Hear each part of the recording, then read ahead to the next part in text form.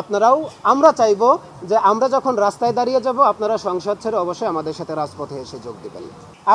আপনাকে অবশ্যই আপনাকে জিজ্ঞাসাবাদের আওতায় আনবো, অবশ্যই আপনাকে জবাব দিতে হবে।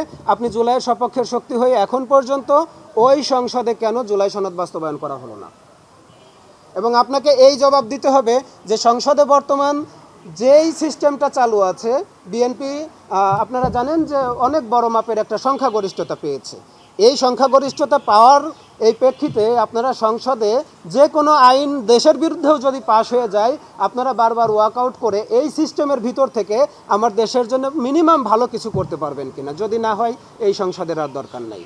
জুলাই সনদ যদি বাস্তবায়ন না হয়, আপনাদের দিয়ে যদি আমাদের কোনো কাজে না লাগে, আপনারা জুলাই করে দয়া করে জুলাইকে আর ছোট করেন না।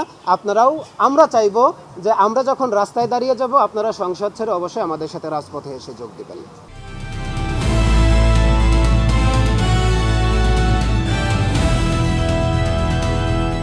দিনাজপুর টিভি, মানুষের জীবনের কথা বলে।